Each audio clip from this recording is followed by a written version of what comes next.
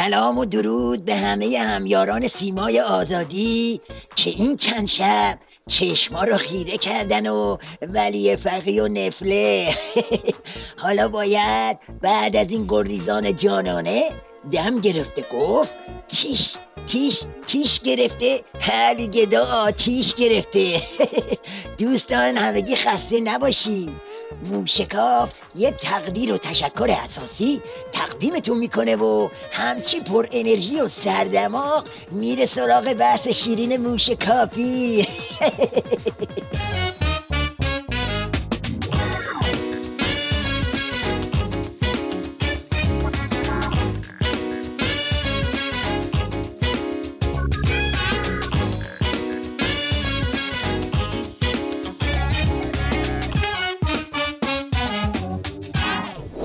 درست تو بحبوحه زبون درازی های شیخ فری و پاچگیریاش از دلواپسا یه سری خبر اومد رو میز موشکافی بنده که از شما چه پنهون ذهنم همچی سوال پیچ شد. مثلا شیخ فری رفت واسه رونمایی از موشک و پهباد و این حرفا. رونمایی از 4 دستاورد دفاعی. اولین روز هفته دولت روز صنعت دفاعی نامگذاری شده. در روز صنعت دفاعی 4 دستاورد، 2 پهپاد و 2 موشک کروز نسل جدید رونمایی شد. میهمان ویژه مراسم رونمایی رئیس جمهور بود. بعدم یهو دیدیم حسن فلفله رفت تو فاز حرفای دلواپس پسند و صحبت از تهدید و دشمن و خلاصه قمپوزای غیر اعتدالی.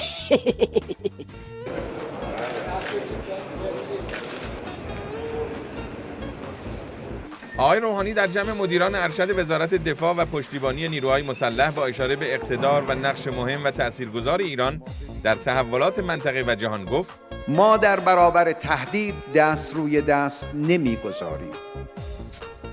ما در برابر طراحی دشمن نسبت به استقلال و عظمتمان آرام نمی نشینیم. از اون طرف یهو تیریش تو بوق کرد که نفس کش همه غلاف کنن که نظام هواپیمای جاسوسی گرفته. اونم چی؟ یه فروند از نوع اسرائیلیش. کی میره این همه راه رو؟ یک فروند هواپیمای جاسوسی بدون سرنشین رژیم صهیونیستی بعد از رهگیری توسط پدافند نیروی هوافضای سپاه با موشک هدف قرار گرفت و سرنگون شد. بگذاریم از این که 2 دقیقه بعدش بادکنک اقتدار نظام ترکید و معلوم شد مبدأ هواپیمای کشورهای منطقه بوده. برد عملیاتی این هواپیما نشون میده که از مبدأ رژیم صهیونیستی این پرواز نکرده و از کشورهای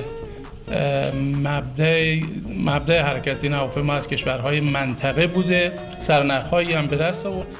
اما به هر حال تا جایی که به دود و دم و هارت و پورت برمیگرده آخوندا حسابی براش مایه گذاشتن. از اون طرف من جواد زخیمم که اند هر و کرکر و خنده های غرب پسنده مصاحبه کرده و حرفه اقتدار اومد تو این مایه ها. در رابطه با جمهوری اسلامی من فکر میکنم هم کشورهای اروپایی هم بسیاری از هم صاحب نظران در ایالات متحده هم کنشگران در ایالات متحده به این نتیجه رسیدن که چاره‌ای جز شناسایی واقعیت جمهوری اسلامی نیست و باید با این واقعیت به نحوی از در احترام و تکریم و احترام متقابل در بیان و بتوانند با این تعامل بکنند. اینجا بود که برای موشکاف سوال ایجاد شد که آقا جریان چیه؟ شیخ فری داره میره تو خط دلواپسا؟ شاید هم نیشگونای جماعت دلواپس اثر کرده و شیخ فری دنبال پس زدن جام زهره.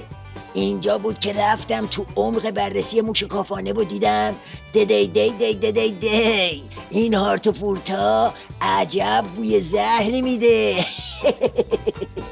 میدونید چرا این صنعت دفاعی برای ما مهمه و باید دنبال کنیم و باید توسعه بدیم و باید ارتقا ببخشیم؟ میدونید برای چی؟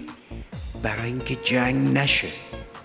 نکته دوم این که همسایگانمان، دوستانمان جهان اسلام بدانند که اگر ما توانمند میشیم در صنعت دفاعی، تنها برای امنیت خودمون نیست، برای امنیت کل منطقه است.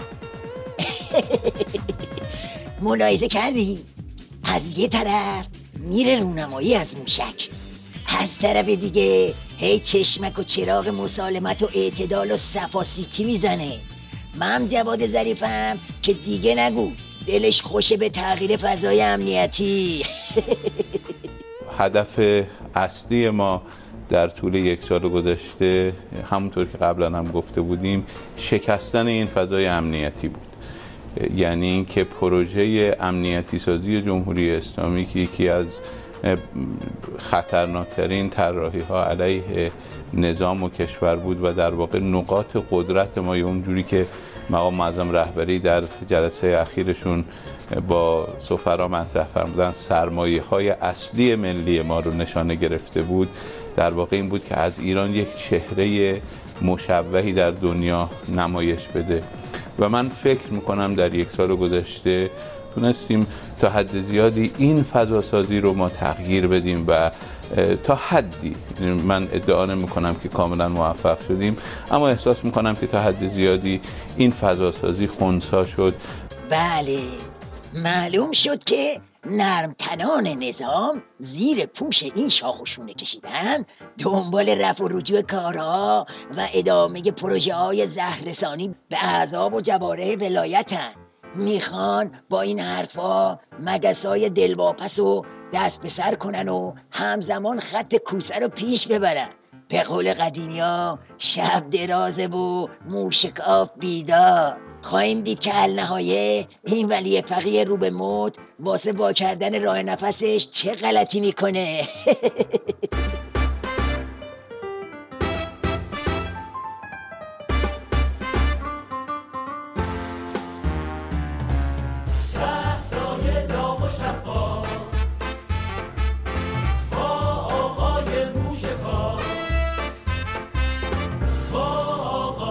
موشکار